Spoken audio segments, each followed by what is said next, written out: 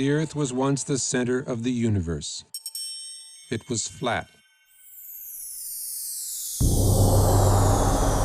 Then it was round,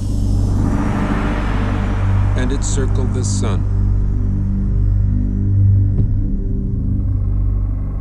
It was no longer the center of the universe.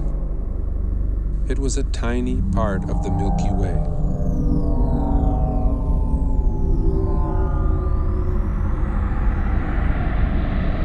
The Milky Way was the only galaxy, except it wasn't. It was only one of billions of galaxies floating in space without end.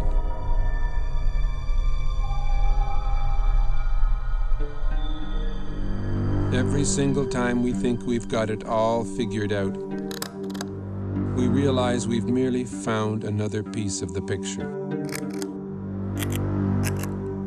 It is a big picture. With many pieces.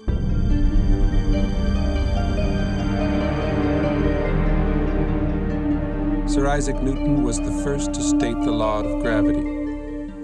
Eventually, everybody agreed that gravity alone formed galaxies and stars and planets, and that gravity alone holds the universe together.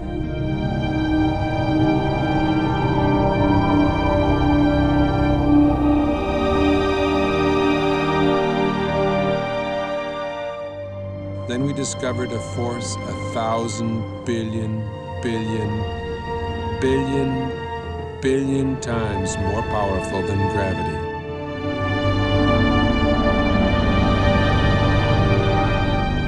Until recently, we believed that the space between the stars and planets was empty, a vacuum.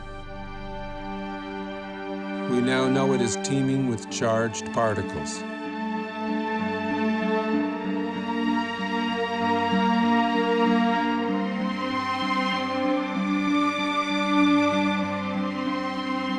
We see glowing electric filaments spanning millions of light years. We see stellar and galactic formations shaped by magnetic fields.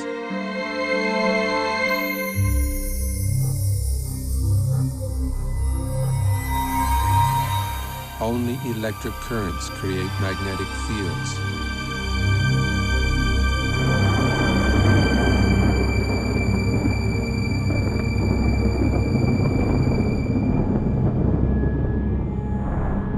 It is possible that the predominant force in the universe is not gravity, but something else.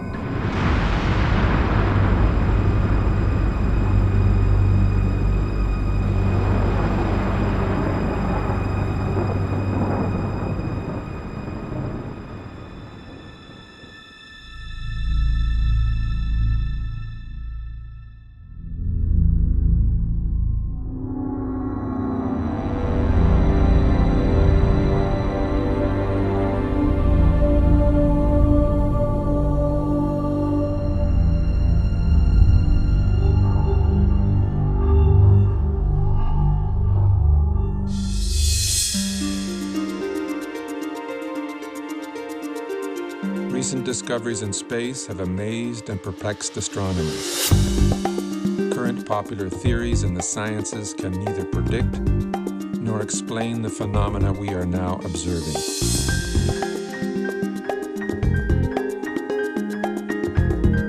A new theory is being proposed. A theory which can both predict and explain the data coming back from deep space.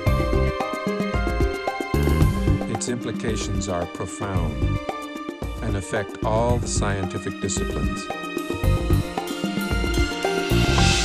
It is in fact a synthesis of the disciplines. A synthesis which has already led to discoveries that link modern astronomy, leading-edge plasma physics, and ancient mythology.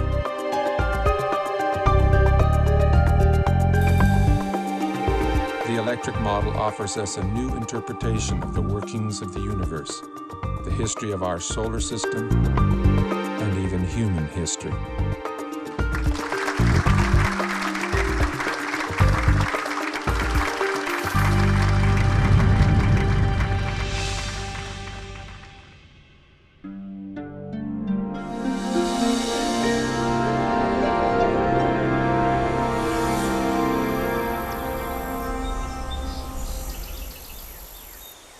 The rise of science was a triumph over mythology, over magic and superstition. That's why the word science today implies reliability. The word myth means fiction, not true.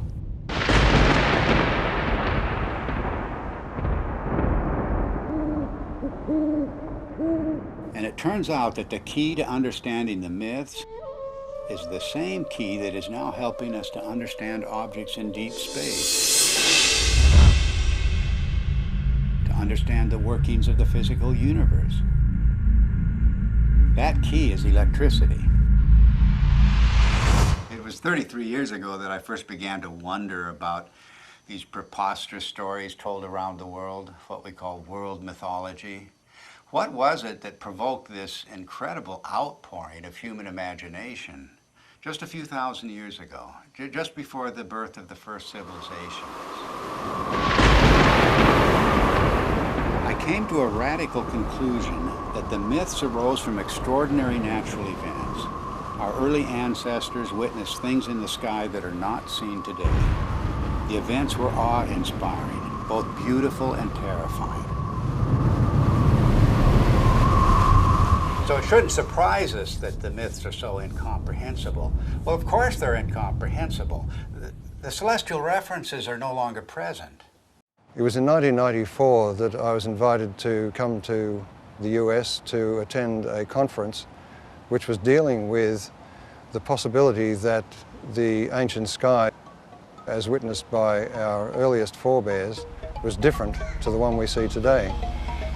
I'd been interested in this kind of idea because it could only be explained in terms of electromagnetic influences within the solar system. So it came as a bit of a shock and a surprise to see David Talbott showing slides at one of the sessions at the conference, which I recognized immediately as being similar to those of electric discharges in the laboratory.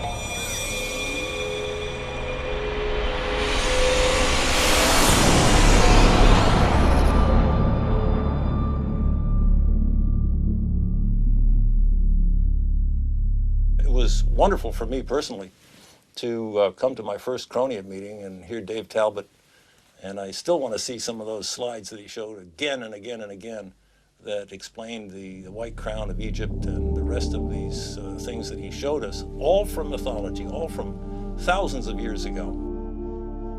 These things clearly were seen by civilizations that never talked to each other from the far corners of the earth. It all just clicked together like a three-dimensional jigsaw puzzle in my mind.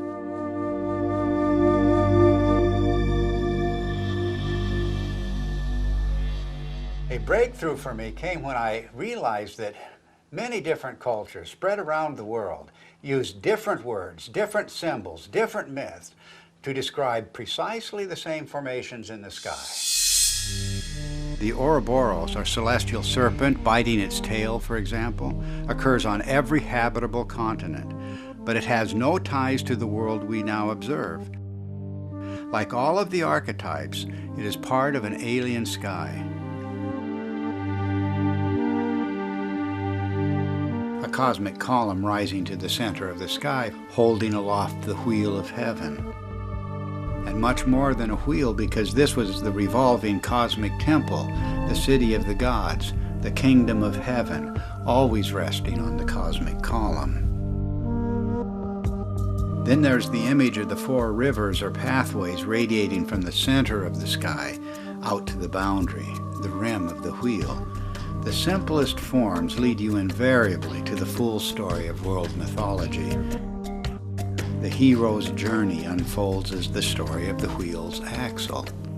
The mother goddess finds her identity in the star at the summit, the hub and spokes of the wheel.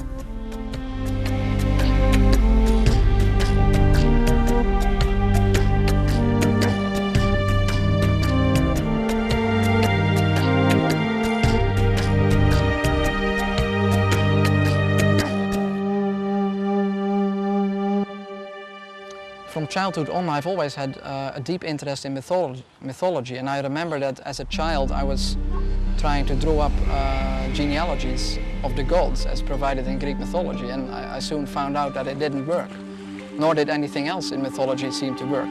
There was no singular fitting explanation that would make sense of these stories. So I basically laid this whole subject to rest, and I didn't look at it for many years. Until I came across the work by David Talbott and Everett Cochran mainly, whose articles were real eye-openers for me. And as soon as I began to read these articles, it became clear to me that we were really looking here at a very important key to the unlocking of myth. And the recent findings provided by plasma physics are capable of providing that key. Based on the results we have seen so far in Dr. Perret's investigations with petroglyphs, which he matched successfully to laboratory experiments involving plasma, it has now become crystal clear and I think undeniable that the morphology of plasma as it manifests itself both in the laboratory and in space can account successfully for the major themes in mythology. To find the true meaning of the myths, we follow a forensic approach. The purpose is to expose the points of agreement between the different cultures, because here at the level of the archetypes, everything is unified. There are no isolated themes of myth at the level of the substructure. This is like a holograph. Follow one archetype and its links to other archetypes, and you will find one story told around the world.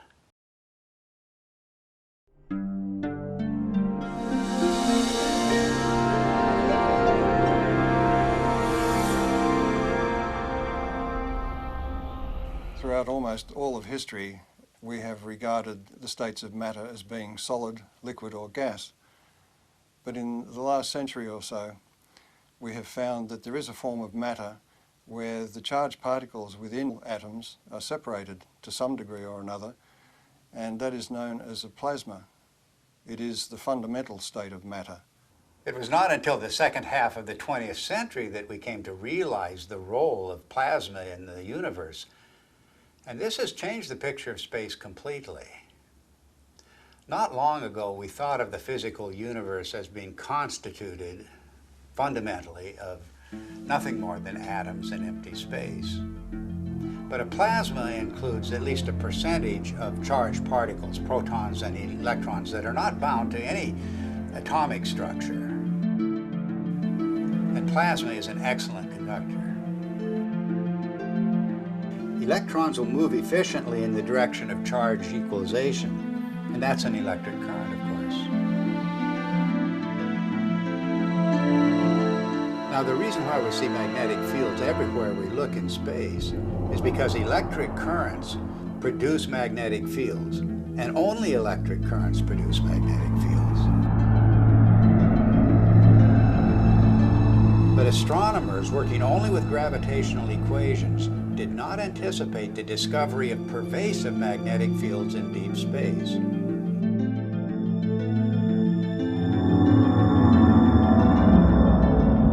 Electric currents also account for the abundant filamentation of space plasma. First, the electric currents produce the magnetic fields. Then these fields confine the electron flow to narrow paths. Such current paths, or filaments, are called Birkeland currents, named after the pioneer Christian Birkeland. They are typically braided just like the twisted wires of transmission lines on Earth.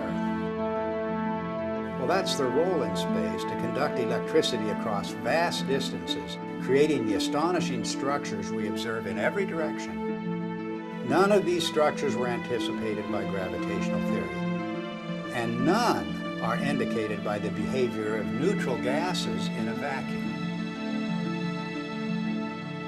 In any theory of the universe, plasma is extremely important because it has been found since the space age that it makes up 99.99% of the visible universe.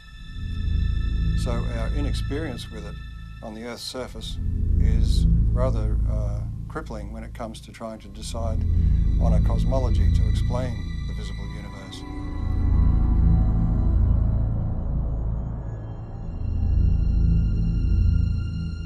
Now, plasma behaves rather oddly compared to normal matter, the matter we find, the solids, liquids and gases on Earth.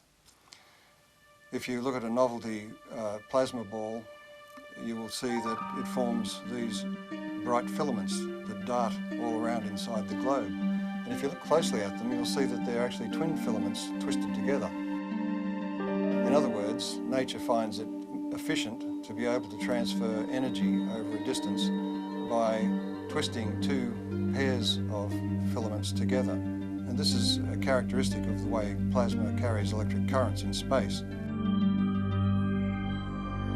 And one of the puzzles that has faced astronomers since the space age is the discovery of filamentary structures in galaxies, around stars, even the cometary tails of planets and comets themselves. These filamentary structures have come as a surprise.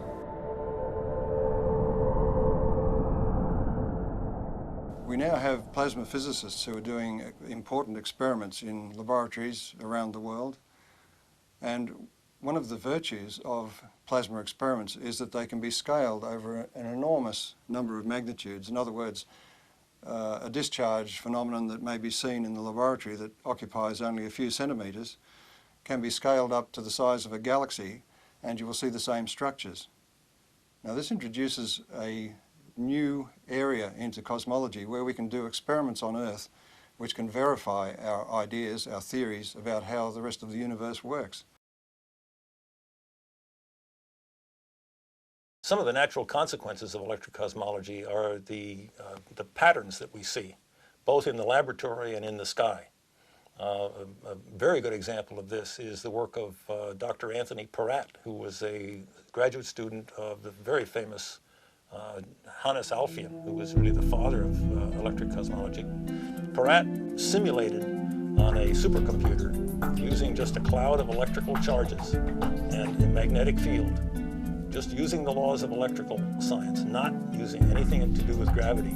He simulated what looked like a spiral galaxy. And the interesting thing is that Peratt's spiral galaxy in the laboratory had exactly the same rotational properties as the real spiral galaxies that we see in the sky do.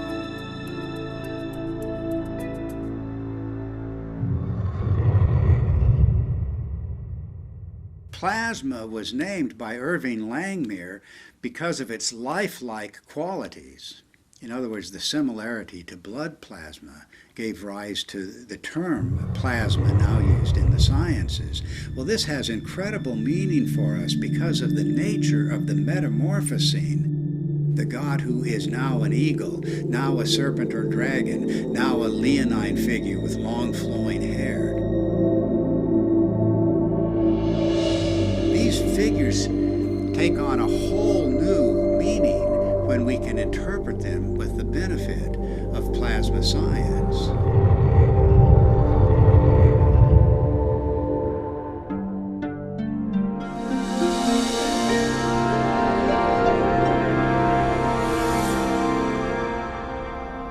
The new instrumentation that was developed in the space age expanded our ability to perceive things, perceive facts. We could now see things in the entire electromagnetic spectrum instead of just the narrow sliver of visible light. What you're seeing is the actual moment of deploy there when we take the switch to deploy, and it's so quiet. And we had sensors that were out in space. We were freed from the geocentric and anthropocentric order that had prevailed before.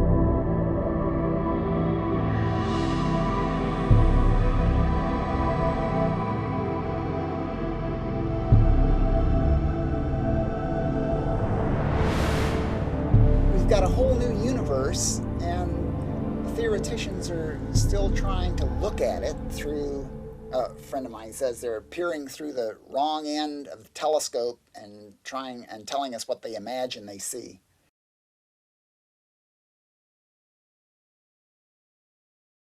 Modern cosmology gives us a rather disconnected view of the universe. In other words, we are separated star from star by vast distances.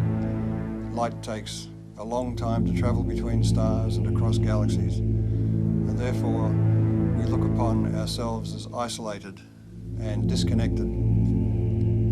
The electric universe takes a different view. It says that we are part of the sun's environment, electrical environment, and the sun is a part of the galactic environment. And the galaxy itself is strung, like all galaxies, on huge electric currents flowing through the universe.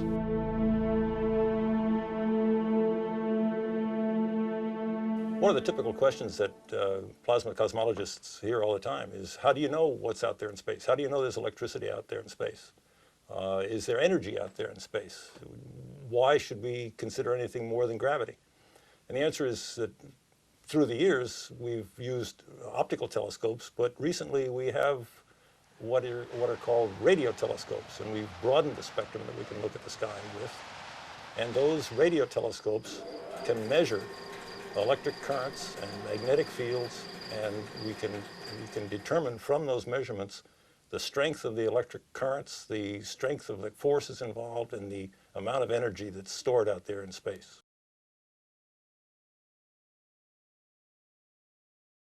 The two major pillars of modern cosmology are based on the theories of relativity and quantum theory, and yet, as Einstein himself noted, the two are incompatible. And that may be because the theories of relativity deal with matter as if its only consequence is the bending of space. The electric universe, on the other hand, deals with the electrical structure of matter at the subatomic level and then works its way up through living systems, if you like, planets, stars, galaxies, and the entire universe, and shows that it is the electrical structure of matter that forms the amazing shapes we see in deep space.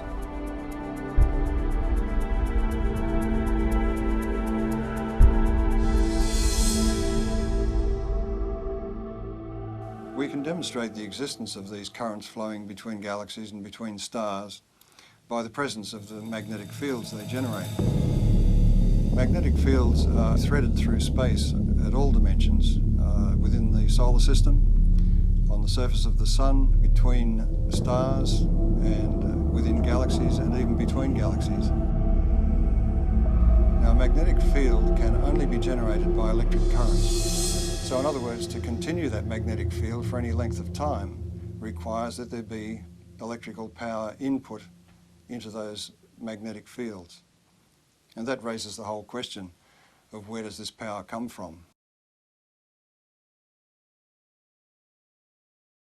Modern cosmology is highly mathematical. In fact, we were joking before about the idea that the only people who understand cosmology are professional cosmologists. The basis of cosmology, really, if you hunt for it, lies in Einsteinian relativistic mechanics. And when Einstein promulgated his ideas, he totally and completely ignored anything electrical.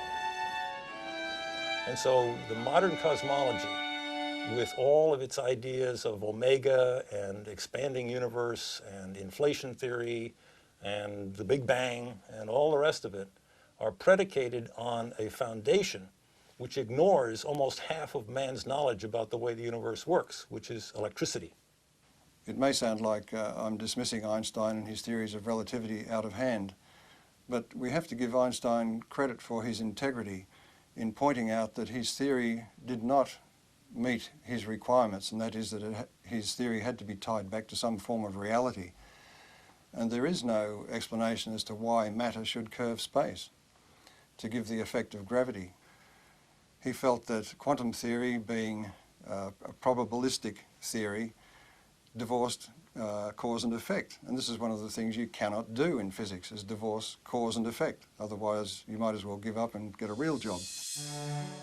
But this is a puzzle that dogged Einstein through his later years, to the point that his followers tended to go off and use his geometrical explanations to conjure up things like black holes and neutron stars and so on, and the expansion of the universe and the Big Bang, without referring back to Einstein, who, with great integrity, said he wasn't satisfied with his explanation. One of the problems faced by astronomers after the space age began was to explain the discovery of very concentrated outbursts of energy in deep space. And that meant for them, since gravity is the only driving force available to them, that they required an infinite concentration of mass, because gravity is an infinitely weak force.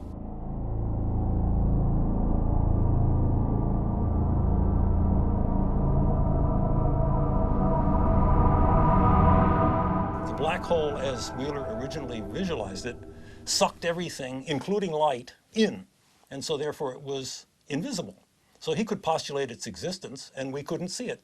And because we couldn't see it, we couldn't prove that it wasn't there. Later on, in order to explain these fantastic emissions of energy from galaxies, it was proposed, and I believe it was Stephen Hawking who did it, that there were various types of black holes, some of which actually then spat matter back out again in jets. Because, why? Because we had observed jets. In the electrical model, it's quite simple. If you think about it, the power that's expressed in your own home, in the heaters and the electric motors and the lighting and so on, is actually generated at a vast distance away from your house. In deep space, the same thing is true. The energy which we see concentrated in these events which are attributed to black holes and so on can more easily be explained as the confluence of electric energy from different parts of the same galaxy or even from other parts of the universe. And it is this explosive release of energy which forms the vast jets that we see lit up and exploding from the centers of active galaxies. We also have observed double radio sources either side of galaxies. And that event was predicted by Hannes Alfvén, the founding father of modern electrical cosmology, and is still to this day unexplained by standard cosmology. One of the most interesting phenomena in the sky is the so-called pulsar. A pulsar is an object that is observed to put out pulses, both of light and radio activity, RF, in the RF spectrum. And those pulses are extremely rapid. They are something like milliseconds apart. So it's like a extremely fast strobe light.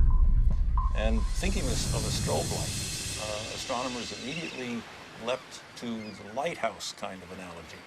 Something that must be spinning around, the beam is going around, and it's going around so quickly that this thing goes flash, flash, flash. Well, once the repetition rate of the pulsars was observed to get up to in the millisecond range, that meant that this star that was putting out this beam of radiation would have had to be rotating at 300 times a second. And 300 times a second is, well, we're talking about the speed of a dentist drill. So the astronomers decided, well, normal stars couldn't possibly rotate at that speed, and so they postulated the existence of what they called a neutron star. A neutron star is a star that is so dense that it holds together so well that it can indeed rotate at the speed of a dentist's drill. Well, the problem is that in nuclear chemistry, we know that you can't pack neutrons together that densely. They will all fly apart instantaneously. There's a principle called the island of stability in nuclear chemistry that absolutely prevents that. So here again we have the standard astronomers or astrophysicists going directly against another well-developed science. In the electrical model, however, there's a very simple explanation for pulsars. Everybody is familiar with the idea that the pulses can travel back and forth on electrical transmission lines. Such uncontrolled pulses, for example, were responsible for the famous Northeast blackouts. A similar effect can occur between two binary stars connected by a plasma. The two binary stars act like capacitors that store charge. And if you reduce that in size to something you can produce in the laboratory, you can produce it in the laboratory, and it's called a relaxation oscillator. And electrical engineers use it and have used it for decades. The idea of producing pulses every few milliseconds is a sophomore level experiment in an electrical engineering laboratory. It doesn't require neutronium, strange matter, or any other fictitious device. All it requires is two capacitors, a battery, and a nonlinear resistor. And we maintain that that's exactly what a binary pair of stars connected by a plasma field presents. A typical ion in the solar wind, hydrogen nucleus, moving about 20 kilometers per second, which is relatively slow for the ions in the solar wind, in the magnetic field of the sun, experiences potentially magnetic forces that are something like 10 million times the strength of the gravitational force on that same ion from the sun. An interesting demonstration that illustrates very readily the relative strength of magnetic force and gravitational force is the simple idea of a ball bearing sitting on a wooden table. The entire mass of the Earth is pulling downward on that little ball bearing, and that's what prevents it from flying out into space. But a child can come along with a little horseshoe magnet and click, pick that ball bearing up instantly. The space age presents us with an interesting paradox. The technology of science is really quite extraordinary, and technology has taken us out into space, taken us to the moon, taken probes to distant planets, opened up whole new vistas in remote space with new telescopes and new ways of measuring what's happening in space. But the picture of theoretical science is much different. And many decades ago, assumptions began to crystallize in the theoretical sciences, beginning at the top, the queen of the sciences, as we say, which is cosmology. These theoretical assumptions have constrained all of the other theoretical sciences. Cosmology deals with the big picture questions, the first questions. How did the universe begin? What is it made of? How will it end? And so many popular theoretical constructs, from the Big Bang to string theory to dark matter and black holes, the formation of stars, formation of galaxies, all have arisen from assumptions first postulated by cosmologists. At the same time, these assumptions have defined boundaries for other theoretical sciences, working down from astronomy and astrophysics to the space sciences, solar theory, even Earth history, even human history, have all been confined by these boundaries established by the queen of the sciences, cosmology.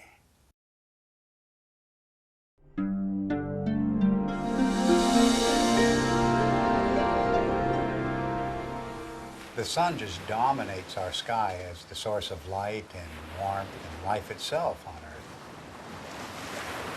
And this preeminence of the sun is so clear and obvious that it remains a mystery why virtually every ancient culture insisted that before the present sun, there was a quite different luminary ruling the sky.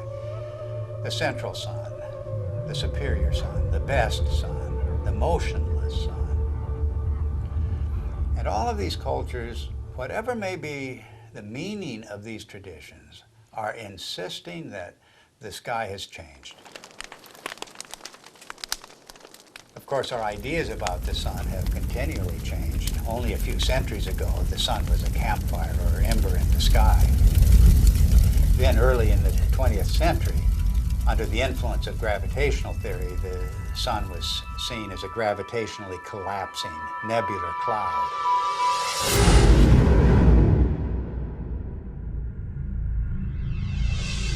In the atomic age, astronomers began to visualize the sun in terms of a nuclear furnace hidden at its core. But now we're in the age of plasma science, with discoveries of the electric currents in space. And it's inconceivable that these discoveries would not change the picture of the sun again. Plasma cosmologists have been able to demonstrate experimentally and also in the supercomputer that galaxies are an electrical phenomenon, which raises the question about stars, and in particular our own sun, which is the closest star to the Earth, of course. Any theory of the sun has to explain how it could continue to burn for billions of years and also explain its present size. based on its known mass. And of course, as soon as nuclear energy was discovered, it was grasped immediately as the energy source of the sun. But all of that assumes that the sun is disconnected and an isolated body, and that it must consume itself over its lifetime to provide the heat and light that we receive from it. But if the sun is connected to the rest of the galaxy in an electrical sense, it doesn't require to burn itself at all. And the energy that we receive is actually being received from the galaxy, and the sun is acting as a focus for that energy.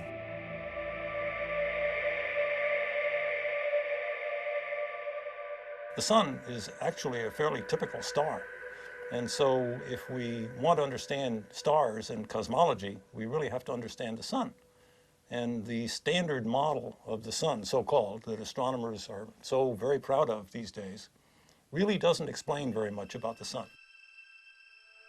Why is there a corona in the first place? Everybody knows about the corona, the beautiful corona that we see during solar eclipses. Why is it there? It's clearly an electrical phenomenon.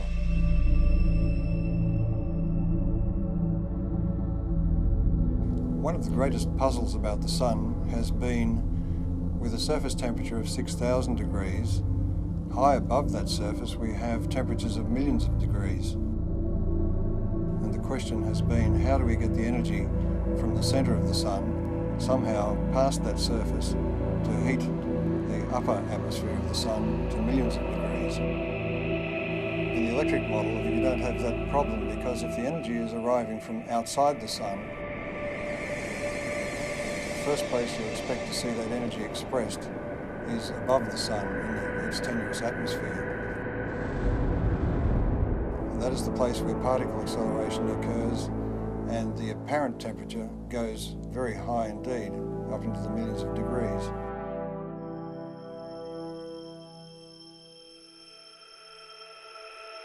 The fact that the particles in the solar wind accelerate, that is to say, increase their velocity with increasing distance away from the sun, the farther away they get, the faster they go. And the fact that those particles are indeed charged particles leads me, as an electrical engineer, to come to the immediate conclusion that this is an electrical process. In the solar model, think of the sun as being a positive anode, very high voltage body that obviously would emanate an electric field. And if you put a charged particle in an electric field, it will accelerate. That's the way we accelerate particles here on Earth. It's the way every physicist and electrodynamicist has ever increased the velocity of a charged particle, is put it in an electric field. One of the features we observe on the sun, which have no business being there, according to the standard model, are sunspots. The most significant thing about a sunspot is the fact that the center of the sunspot is dark. And if the sun is trying to radiate energy from its core into space, we should expect that it is bright. And if you think about that umbra, that darkest place in the center of sunspots, that's the place where we can see deepest into the sun. And just consider the fact that at that point where we can really see down into the sun, that's the absolute coldest place that we are able to measure. If the center of the sun is really a nuclear fusion furnace, it should be the hottest because we're closest to the source, and it's not the case. If you ask any astronomer, why are there sunspots? Why are the umbra dark? They will blame it on some sort of warped, twisted magnetic fields. They will say that it has to do with the solar dynamo, all of which lurk unseen like a big genie somewhere below the surface. These phenomena are only to be expected if the sun is electrical in nature. Astrophysicists make the claim that the solar fusion model has indeed been tested in the laboratory, and nothing really is further from the truth. Although each of the steps involved in the hydrogen to helium fusion reaction have indeed been verified experimentally, the overall experiment, the overall reaction, has never been produced in a continuous laboratory experiment. Continuous hydrogen to helium fusion has not been attained in the lab. The strength, in fact, of the electric cosmology is that indeed all of the mechanisms that the electrical people talk about have indeed been verified over decades, in fact, at least a century, in the laboratory. The plasma scaling is well known, and plasma and electrical experiments have verified every step of the way.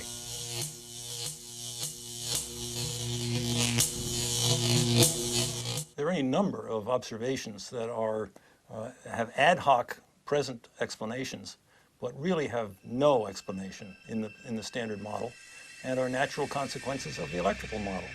For example, heavy elements, the solar spectrum, the neutrino deficiency, the neutrino variability, solar atmosphere, differential rotation by latitude, differential rotation by depth, equatorial plasma torus, sunspots, sunspot migration, the sunspot penumbra, and the sunspot cycle itself. Magnetic field strength, the even magnetic field, helioseismology, the solar density, and the changing size. All of the observations that in that list are natural consequences of the electrical sun model. Standard astronomers tend to pass them off as being inconsequential difficulties that will eventually someday be solved. I maintain, and so do our colleagues here, that these are not inconsequential, but are rather death blows to the solar fusion model, because they are important. They're not secondary, they're primary falsifying observations for that failed nuclear fusion model. What I find so fascinating about the electric model of the sun is not just that it's a challenge to long-standing theory, but that it opens the door to the ancient world, to an electric sky.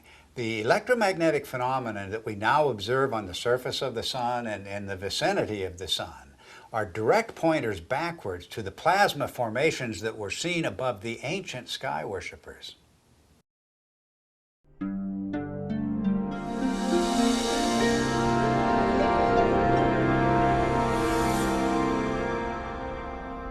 Electrical currents in space can either be invisible or they can be visible. If they're very diffuse, in other words, there's very little energy per cubic meter, they will be invisible. But where that energy becomes concentrated, it will begin to glow. And we see this kind of thing in the ion tails of comets, for instance. Where the energy becomes very concentrated, we begin to see arcs and sparks, if you like. Electrical discharge phenomena.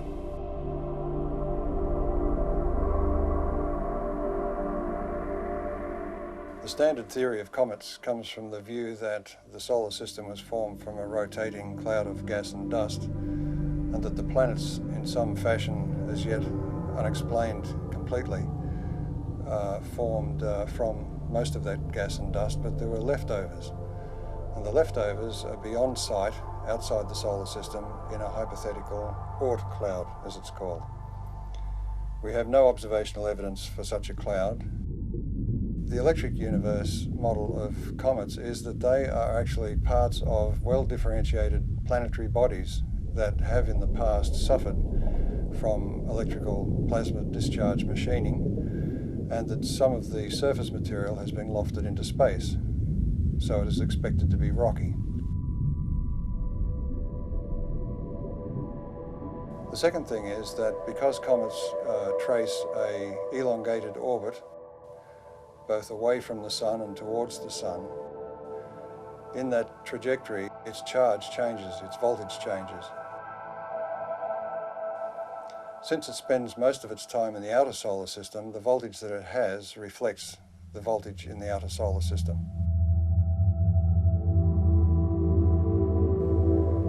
But as it hurtles towards the sun, as it enters towards the Earth's orbit, the voltage is changing rapidly, and the comet has to respond to that by beginning to discharge. And that's where we see the familiar cometary phenomena of the coma and the various tails that it produces. This creates a very distinct difference between the two models, the standard model of a comet, which is supposed to be dust and ice left over from the formation of the solar system, and the electrical model, which says that a comet is an electrical body which begins to discharge as it enters the inner solar system.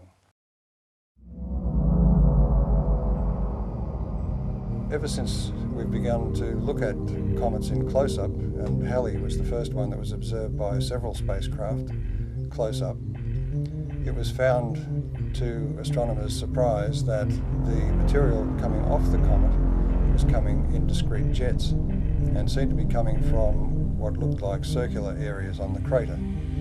But the imagery wasn't sufficiently sharp to be able to tell exactly what was going on. This required the standard model to come up with an idea that maybe the surface of the comet is coated in black tarry substance or something which was preventing the material from just evaporating from the surface and forming jets as it burst through the surface. But when later images were looked at as we passed other comets, it was found, to astronomers' amazement, that they were seeing very sharp relief. It wasn't like a melted ice cream, it was looking like a piece of heavily cratered rock. Now this fits the electric model of the electrical discharge birth of such a body. In other words, there's very little distinction between an asteroid and a comet other than its orbit. It was in this context that I looked at Comet Tempel 1, which was chosen as the target for an impact. And the idea was that the impact would create a small crater which could then be photographed by the passing spacecraft, and we could determine whether the material was ice or dust or rock based on the size of the impact crater. It seemed to me that if this comet was a charged body, there would be several other effects that were unexpected. Principally, as a metal copper object approached the comet, there should be an electric discharge to that copper projectile. In other words, there would be an initial flash, and then there would be the impact itself. And the impact, I suggested, would be far more energetic than was expected, because it would tend to concentrate the electrical discharge in the area of the impact, and also it may change the nature of the jets nearby. So it was with great interest I awaited the results of the impact and watched it on television. Before the impact, the astronomers in the assembled control room were worried that they wouldn't see anything, that the impact would result in a very small puff of dust, and that would be the end of it. So when the impact occurred, they were surprised by two things. One was that there was an initial flash, followed by the main impact, which was so energetic that some of the sensors were almost swamped, and the passing spacecraft was unable to achieve its primary aim, which was to photograph the crater. A part of the surprising brightness of the dust released from the impact with Comet Tempel 1 was due to the fact that it was so intense and so widespread. And one of the initial findings was that it seems to be very finely divided dust. Now this is the same thing that was found at Comet Halley, and it was a surprise then, so it's rather surprising that they are surprised once more. The point is that an electrical discharge on the surface will release material, dusty material, very finely divided. It's a technique that's used in sputtering of metals onto, for instance, astronomical mirrors. So this production of very fine dust is to be expected in the electrical model.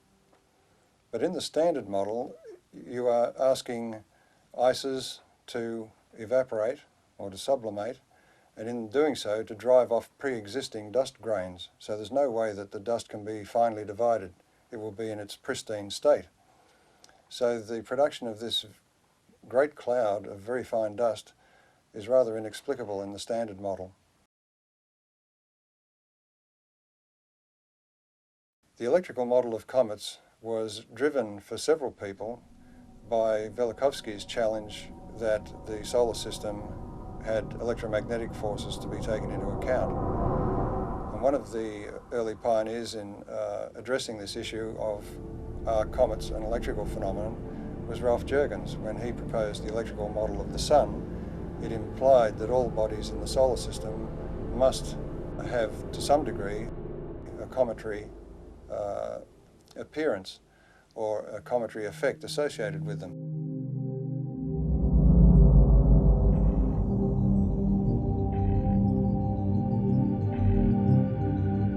Ralph Jurgens, in his model of the sun, showed that bodies moving radially towards or away from the sun would experience electrical forces which could induce a cometary display, that is, a visible display.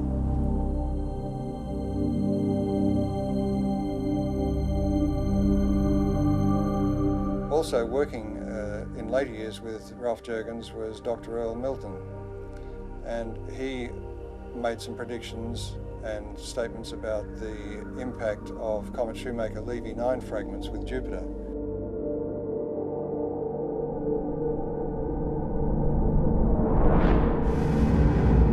And his view of the electrical nature of those impacts was also vindicated.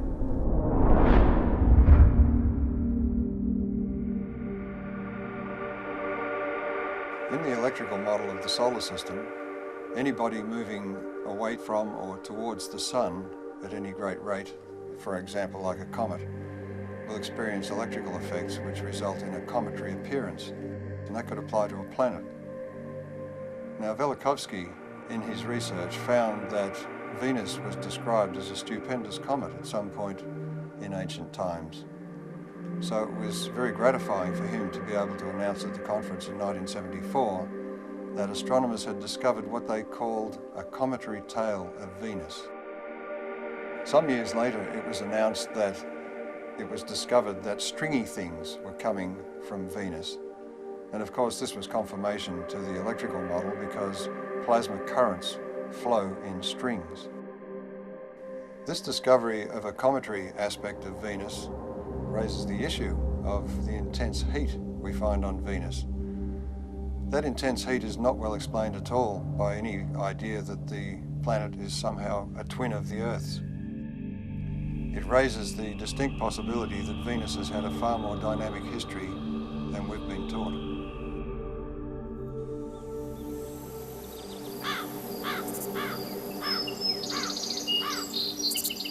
Our ancient ancestors were obsessed with the comet.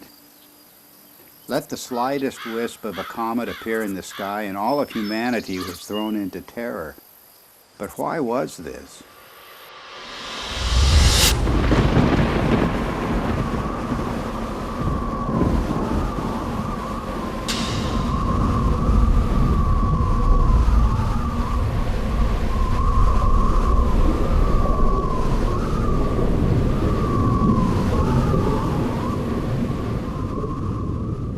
It was cosmic catastrophe that inspired the ancient words and phrases for the comet. The comet was the torch of the sky, the sword hanging over the world, the spiraling serpent or dragon, the spiraling sidelock or ribbon. The angry or lamenting goddess soaring across the sky, her hair disordered and blowing in the wind. Anyone exploring the roots of the ancient comet fears is going to run into the work of Immanuel Velikovsky, the controversial theorist who suggested that, well, there's a reason for the fears of comets around the world. We experienced this horrific cometary catastrophe.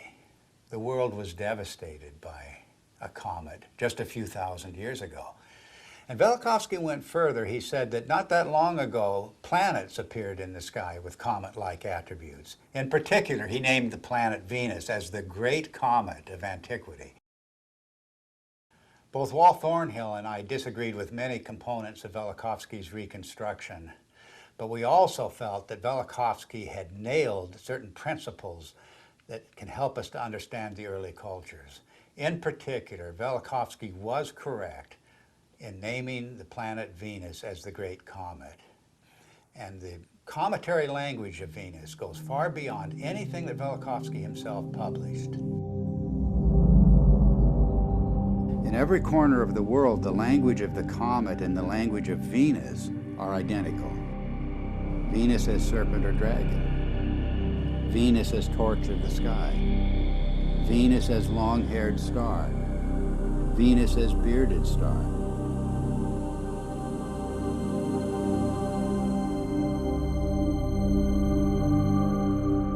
The Sumerian goddess Inanna was identified as Venus. She was the Lady of Life.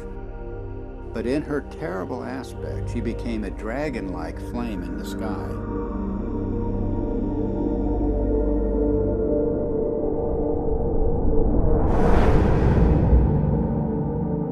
The texts say, like a dragon, you have deposited venom on the land,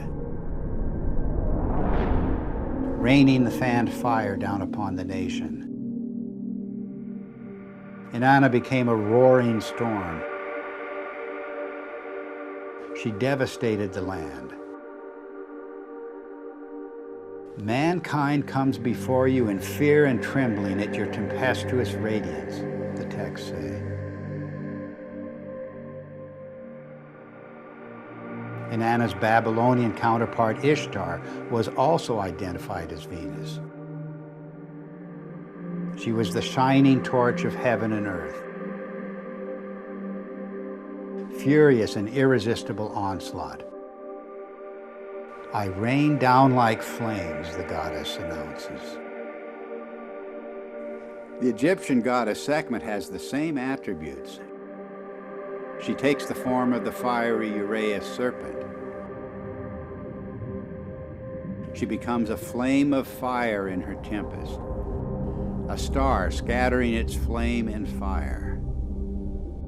Sekhmet herself says, "The fear of me is in their hearts, and the awe of me is in their hearts.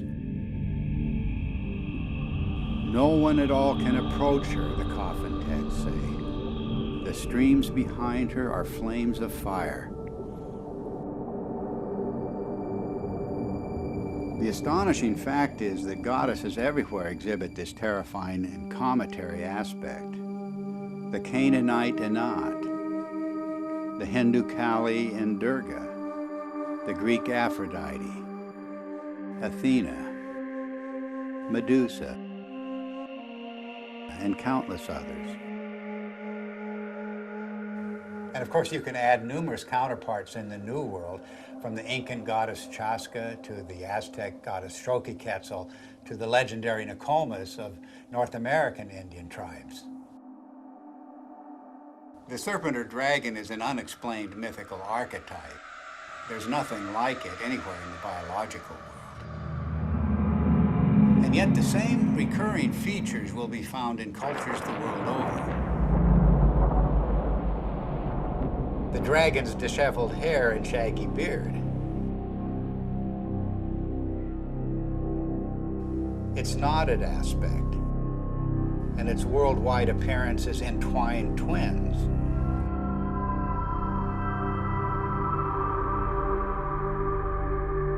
Its fiery or lightning-like emanations, and its effusive feathers. In all of the ancient serpent or dragon images, it's the luminous, filamentary, braided, spiraling, metamorphosing, and destructive aspects that stand out, the very traits of high-energy plasma discharge.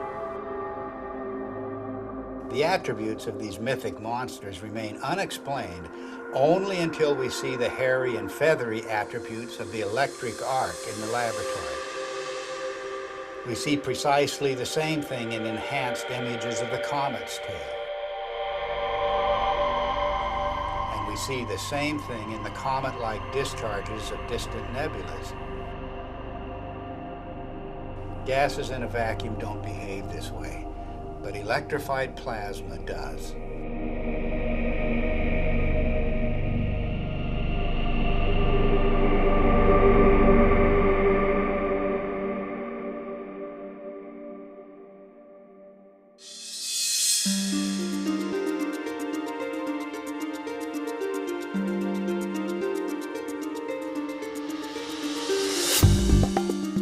recent discoveries about the comet have astonished astronomers.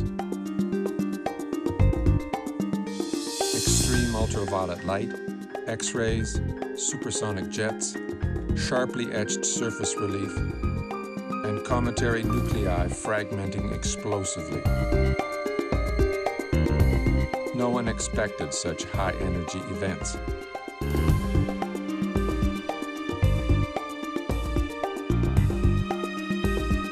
The electric model proposes that the comet is a charged object moving through an electric field.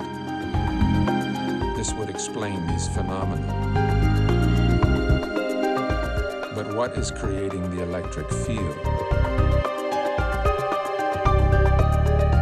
Suddenly, everything changes. And we are talking about an electric sun, electric stars, an electric cosmology, and a whole new way of looking at how the universe works.